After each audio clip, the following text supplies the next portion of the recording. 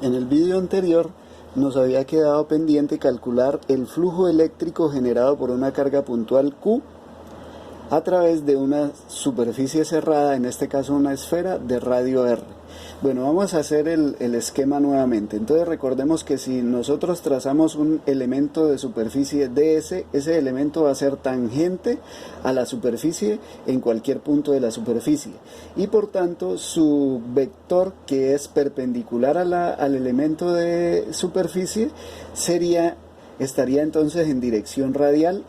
al igual que está el campo eléctrico, que también está en dirección radial con respecto a la carga. Aquí vamos a ubicar nuestro sistema de referencia en todo el centro de la circunferencia.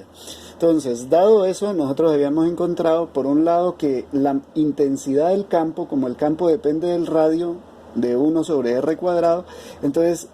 dado que el radio no va a cambiar, esa intensidad del campo generada en cualquier punto de la esfera va a ser la misma, lo cual nos indica que la magnitud de ese campo eléctrico va a ser constante. Por tanto, cuando tenemos el producto, si nosotros escribimos el producto punto como la magnitud por la magnitud de ds por el coseno de 0 en cualquier parte, esta magnitud del campo eléctrico va a ser constante, por tanto la puedo sacar de la integral, y el coseno de 0 es 1, es decir que en este caso el ds me va a quedar solo aquí y ya solamente la magnitud, y solamente nos quedaría por hacer esta integral de superficie cerrada sobre la esfera. Entonces, si nosotros usamos coordenadas esféricas, ya en clases anteriores nosotros habíamos encontrado que un elemento de superficie en coordenadas esféricas está dada por la relación r cuadrado seno de teta por d phi. Entonces aquí el r significa el radio de la esfera, en este caso r cuadrado sería r mayúscula cuadrado, que para nuestro caso es constante. Por tanto, cuando yo integre este elemento de superficie, el r cuadrado va a salir como r mayúscula cuadrado, como una constante, a multiplicar el campo eléctrico, y esta integral, como estas elementos, los integrantes van a estar multiplicándose, es decir, no hay operaciones diferentes al producto. Yo puedo separar variables y representarlo como el producto de dos integrales simples. Entonces integro en teta e integro en phi. Teta integro desde 0 hasta pi, de acuerdo con las coordenadas esféricas, y phi la integro entre 0 y 2pi. Entonces cuando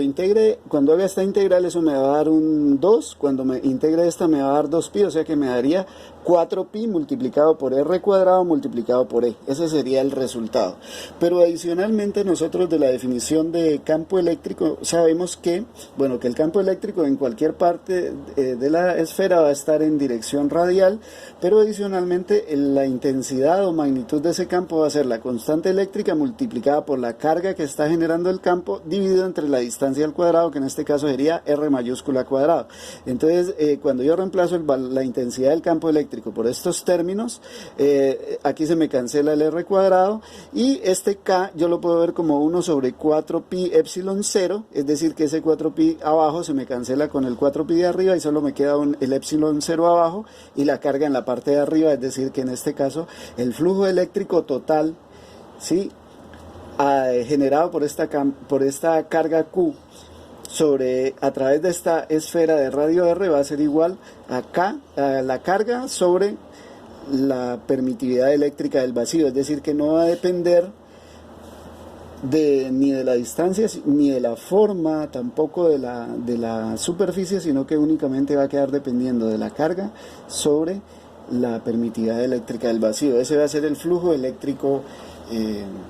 total. Entonces aquí ya podemos anotar ese resultado que nos va a dar de esta manera,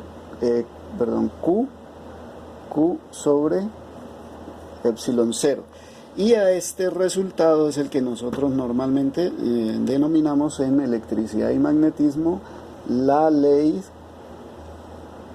de Gauss. Entonces ya queda establecida la ley de Gauss, como nos dice que si yo mido el flujo generado por una distribución de cargas a través de una superficie cerrada, ese flujo va a depender única y exclusivamente de la carga encerrada. Entonces en algunos casos uno aquí en el libro le va a aparecer Q in para decir Q interna, la carga encerrada por la superficie. Obviamente, si uno plantea una superficie que no tenga simetría, la integral va a salir bastante compleja, pero uno lo que utiliza aquí es la alta simetría, dependiendo de la geometría de la distribución de cargas, y de acuerdo a eso entonces uno escoge una superficie apropiada. De aquí que este teorema sea útil cuando nosotros podemos aplicar altas simetrías. En caso contrario, la integral vamos a tener que hacerla paso a paso y generalmente va a ser complicada.